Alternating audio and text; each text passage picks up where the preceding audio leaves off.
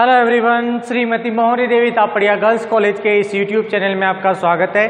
आज हम chemistry class में जो टॉपिक आपके डिस्कस करेंगे वो आपके हैं oxidation state of lanthanoids elements. आपका आज जो वीडियो है, इस वीडियो के अंदर अपन जो है आपके लेंथेनॉइड है उनसे रिलेटेड उनकी जो ऑक्सीकरण अवस्थाएँ हैं उसकी अपन बात करेंगे। देखिए, अगर आप यहाँ पर बात करें तो कंपैरेटिवली जो लेंथेनॉइड्स हैं इनमें अपने प्रीवियस वीडियो में भी बात की थी कि सामान्यतः इनमें जो आयनिक कंडीशन होती है सामान्यतः इसको अपन Ln3 इसके रूप में क्या करते हैं, आपके जो लेंथेनॉइड श्रेणी है उसको क्या करते हैं, प्रदर्शित करते हैं। इसका मीन यहाँ पर यह है कि सामान्यतः इनके द्वारा 3 इलेक्ट्रॉन का त्याग कर आपके ये धनात्मक अवस्था बनाई जाती है कि Ln+3 जो धनायन है उसका क्या किया जाता है भाई, आपके यहाँ पर निर्माण किया जाता है।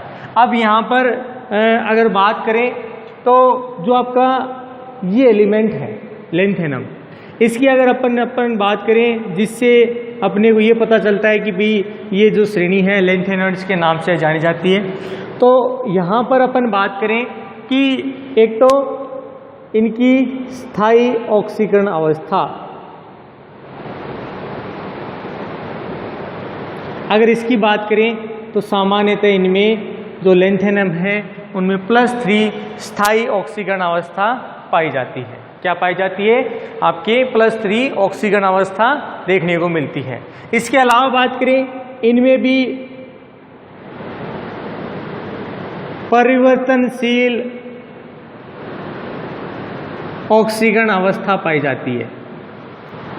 अब देखिए यहाँ पर अपन क्या कह रहे हैं, इनमें भी परिवर्तनशील ऑक्सीकरण अवस्थाएं पाई जाती हैं। बस आपको ध्यान ये रखना है कि जो कंपैरेटिवली अपन बात करें जो 3D, 4D और 5D उनके अंदर जो ट्रांजिशन एलिमेंट के अंदर जो आपको ऑक्सीडेशन नंबर देखने को मिल रहा था कि उसमें वेरिएशन ज़्यादा थी, बस यहाँ पर आपका वेरिएशन है उतना ज़्यादा न देकर +2, +3, +4 ये मैक्सिमम अपन बात करें तो एलिमेंट्स के अंदर ये अवस्था आपको देखने को मिलेगी कि यहाँ पर इनमें ऑक्सीकरण अवस्थाएं जो है आपको मुख्य रूप से देखने को मिलेगी।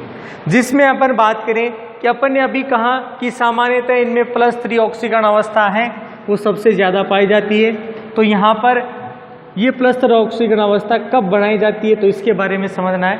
तो यहाँ पर एक चीज़ बताई गई है कि सबसे पहले जो इलेक्ट्रॉन का त्याग है, पहला इलेक्ट्रॉन का त्याग जो शुरुआत में किया जाता है, 2 इलेक्ट्रॉन आपके त्याग दिए जाते हैं किससे, जो इसका S कक्षक है। देखिए इस चीज को आप इसके इलेक्ट्रॉनिक कॉन्फ़िगरेशन से ज़्यादा अच्छे से समझ सकते हैं कि अपन ने कहा था इसका जो इलेक्ट्रॉनिक कॉन्फ़िगरेशन है,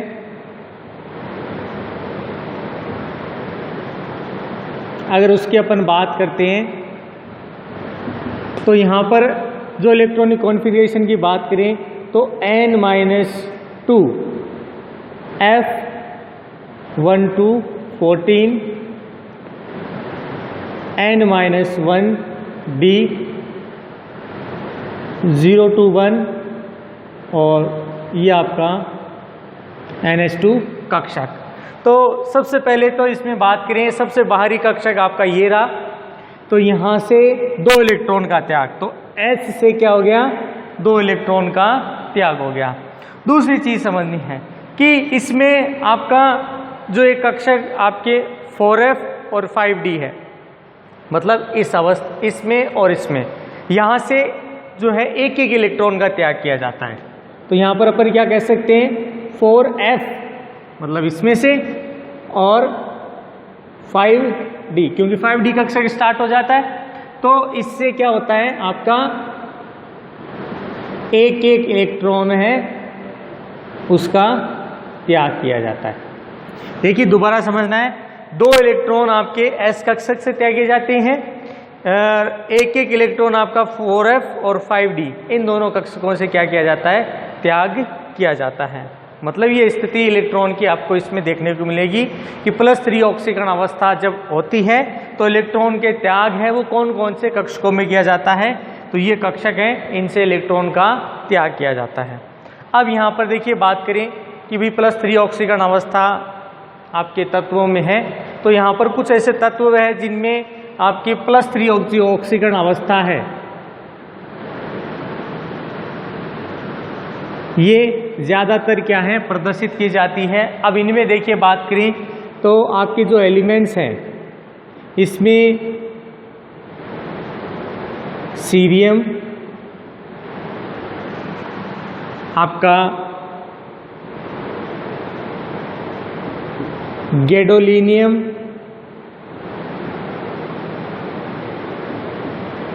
इसके अलावा बात करें तो इसमें आपका एक और तत्व है ल्यूटेशियम,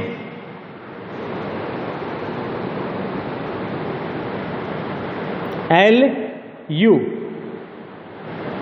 ये एलिमेंट्स हैं जिनमें जो आपके तीसरा इलेक्ट्रॉन है, यानी इनमें अपना तीसरा इलेक्ट्रॉन है, सामान्यतः क्या देखने को मिलता है कि 5d कक्षक से क्या कहा जाता है, इनमें ये ऑक्सीकरण अवस्था तो देखने को मिलती है, लेकिन जो इलेक्ट्रॉन है तीसरे वाला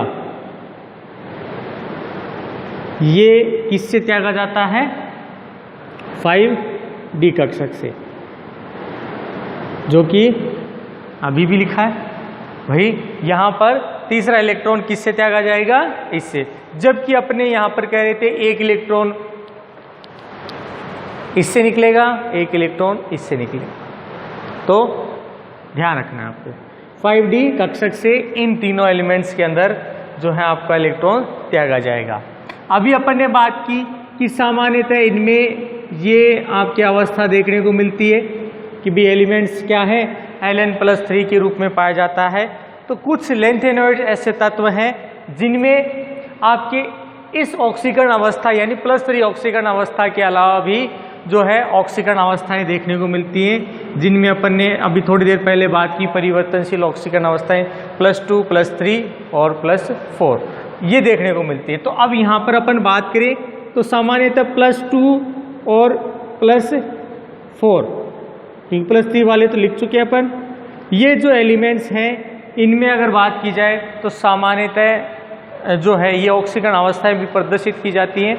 अब पहले तो ये समझना है कि भी ये ऑक्सीकरण अवस्थाएं कब प्रदर्शित की जाती हैं। तो यहाँ पर एक तो आपका विन्यास हो F0, दूसरा हो F7 और तीसरा विन्यास हो आपके F14।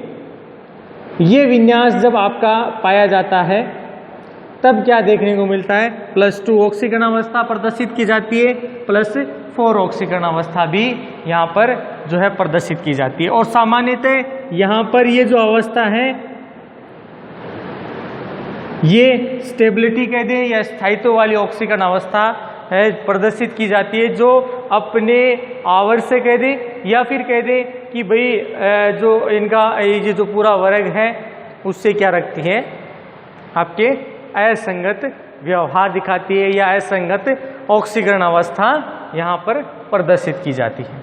जिसमें कुछ एलिमेंट्स ऐसे भी हैं जैसे आपका सीरियम है, ये आपका +4 ऑक्सीकरण अवस्था प्रदर्शित करेगा। तो यहाँ पर ये तब करेगा जब इसमें 4F0 विन्यास हो। इस विन्यास के कारण ही क्या देखने को मिलता है, इसके द्वारा +4 ऑक्सीकरण अवस्था प्रदर्शित की जाती है। इसके अलावा एक दो एलिमेंट और है जैसे Tb, इसको बोला टर्बियम, इसमें भी +4 ऑक्सीकरण अवस्था प्रदर्शित की। अब यहाँ पर +4 ऑक्सीकरण अवस्था प्रदर्शित की जा रही है, तो यहाँ पर अपन क्या कह देंगे कि भाई इन तीनों में से कोई एक विन्यास होगा, तो यहाँ पर क्या कहेंगे 4F7 विन्यास। कारण ये इस तरह का टर्बियम में +4 ऑक्सीकरण अवस्था प्रदर्शित की जाती है। इसके बाद है आपका इटर्बियम। ठीक है, YB। तो ये सामान्यतः क्या है आपका +2 ऑक्सीकरण अवस्था प्रदर्शित करता है। कितनी है? +2 ऑक्सीकरण अवस्था प्रदर्शित करता है। और इसका जो मुख्य कारण है उसकी अगर अपन यहां पर बात करें तो 4F14 विन्यास, यहां पर क्या देखने को मिलता है? 4F14 विन्यास देखने को मिलता है। इसके अलावा एक एलिमेंट और है जिसमें आपका किस तरह का विन्यास पाया जाता है? इस तरह का विन्यास पाया जाता है। तो यहाँ पर एक एलिमेंट है जिसका नाम है यूरोपियम या यूरोपियम भी बोला जाता है। ये भी क्या करता है? आपके +2 ऑक्सीकरण अवस्था प्रदर्शित करता है। और इसमें भी जो इसका कारण है ये क्या है? 4F7 विन्यास है।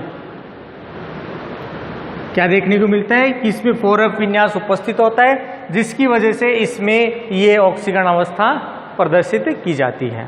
अब देखिए यहाँ तक के डिस्कशन में ओवरऑल अपने पास एक चीज समझ में आ गई कि सामान्यतः जो आपके ऑक्सीडेशन नंबर है अगर उसकी अपन बात करते हैं तो जो आपका लैंथेनॉइड्स है, लैंथेनॉइड ये तो आपकी होती है स्थायी ऑक्सीकरण अवस्था, या फिर यूँ कह दें कि +3 स्थायी ऑक्सीकरण अवस्था पाई जाती है। इसमें भी अलग अलग तरीके की परिवर्तनशील ऑक्सीकरण अवस्थाएं पाई जाती हैं, +2, +3, +4।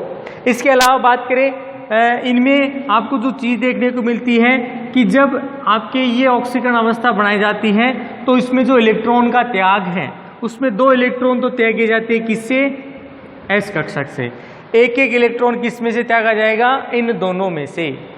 ठीक है, कि भी एक एक इलेक्ट्रॉन इनसे त्याग दिया जाता है। यहाँ पर ये मीन नहीं है कि भाई इससे इलेक्ट्रॉन निकल गया इससे भी निकल गया तो यहाँ तो 4 हो गए।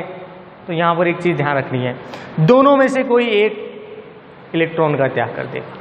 तो यहाँ पर ये इसमें खास बात ध्यान रखनी है, इससे आपके 2 इलेक्ट्रॉन बाहर निकलेंगे। जिसमें अपन ने बात की कि 5D है, तो देखिए 5D से तीसरा इलेक्ट्रॉन अपन ने बात की, तीसरा इलेक्ट्रॉन किससे निकला है? 5D कक्षक से निकाला जाए, क्योंकि 2S से 2 इलेक्ट्रॉन निकल गए। इसके बाद जो एलिमेंट्स होते हैं उनमें ये विन्यास वाले जो हैं जिनमें 4F आपका इलेक्ट्रॉन निकलता है उसकी वजह से।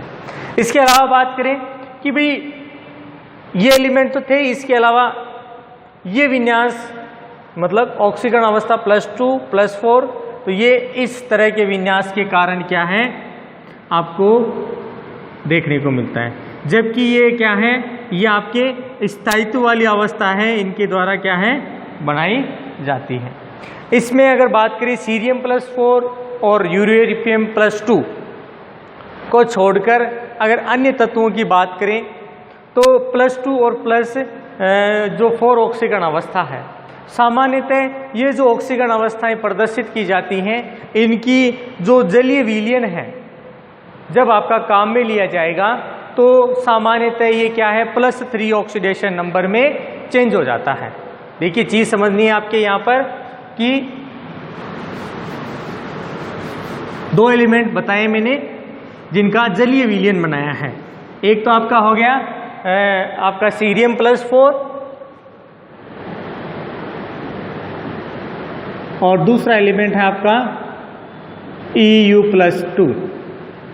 इनके लिए सामान्यतः ये बताया गया है कि भाई इन सब को छोड़कर बाकी सभी जितने भी तत्व हैं जिनमें +2 और +4 ऑक्सीकरण अवस्था पाई जाती है, ये क्या करेंगे कि जो है जलीय विलयन में